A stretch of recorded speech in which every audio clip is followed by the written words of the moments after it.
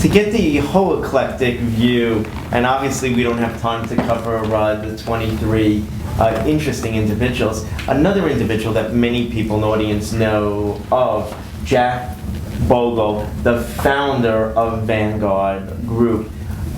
Tell us, what did he actually have to say about strict fiduciary care? It's been very important to him, but really, how does it apply now and to the future, and why is it critical? Yeah, there's a chapter in the book called "No Man Can Serve Two Masters," and it's by Jack Bogle, and that's his point of view.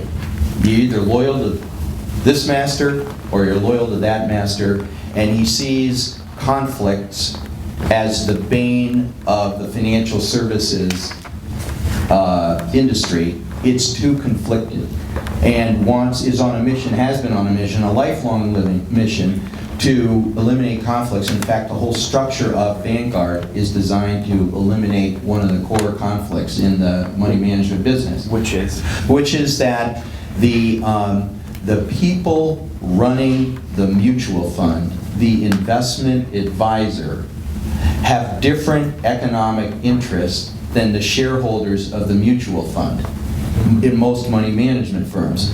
The mutual fund is a corporation. The shareholders own the shares in the corporation, and they hire a different entity to run the money, perform investment advisory activities. At Vanguard, the mutual fund company owns the money management firm. So the shareholders own the investment company, the mutual fund owns the investment advisor, and there is no longer a conflict between the investment advisor and the shareholders of the money market fund, of the mutual fund. And it's incredible. It's really the only example of this legal structure and ownership structure out there. And people think of Vanguard as an index fund provider. That to me is not the innovation. It's this ownership structure designed to address a conflict that he believed was fundamentally incompatible with serving the interests of mutual fund investors. So Jack is all about eliminating conflicts, and he believes that the fiduciary standard, the fiduciary principle, is the standard you need to follow everywhere, when it comes in, and that standard is, a fiduciary standard is, that a fiduciary has to put the interests of their client first, without regard to their own interest. Now, but here's where, and I'm one of the, unfortunately for all of you, one of the current experts in this area, so I can go on all night. But I'm just going to bring it current and tell you that there's a very interesting debate going on, and I promise it'll be understandable. It just takes a minute. So there are people who interpret that fiduciary principle to say that there can't be any conflicts between a fiduciary and their client, and that's not true. So think, any lawyers in the room, think about, you walk into a lawyer, an attorney, and you ask them to represent you in a case, and they do a conflict search, because they're ethically prohibited from having a conflict, and they say, I can't represent you. Well, why not? Because I have a conflict. I'm representing somebody else who could be adverse to you in this case, and I can't do it.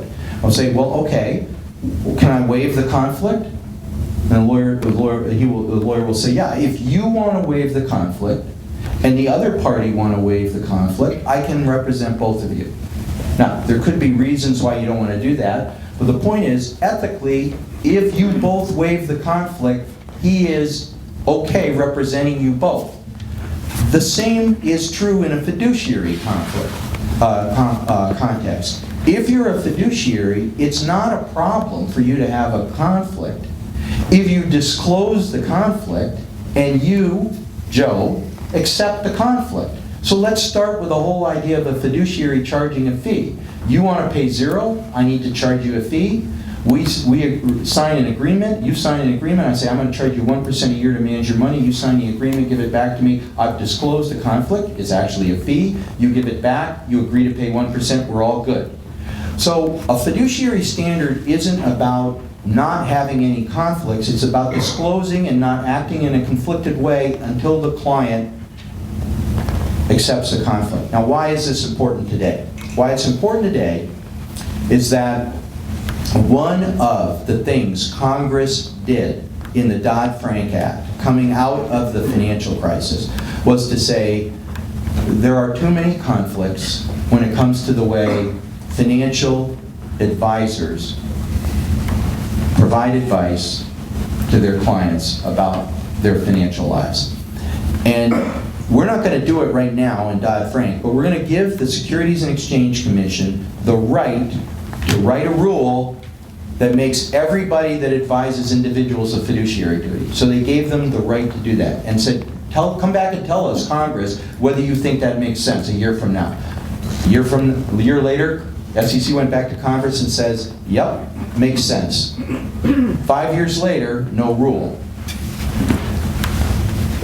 But just recently, the Department of Labor got tired of waiting for the SEC to write a rule, and they announced that they're going to produce their own fiduciary rule and apply it to the retirement accounts of individuals and impose new fiduciary standards on them. So right now, if you go into my world and you look at one of the topics that's being most hotly debated, it is whether, and if so how, we should have one, two, or no fiduciary standards. And why is it important? Because fundamentally, if investors don't understand what their protections are, and if they don't understand which individual is operating under a fiduciary standard and who isn't, it negatively affects trust and confidence in the system, and we're trying to get people to believe in the system again. This isn't helping. You know, a fiduciary standard for everybody out there, one uniform standard, is one of the stepping stones to restoring trust and confidence. We have the legal authority to do it, and we haven't done it. So that's where Jack Bogle's piece comes in. But the whole issue of conflict in financial services is a critical issue. It is a conflicted business, and we don't manage the conflicts well enough, and it gets us into trouble.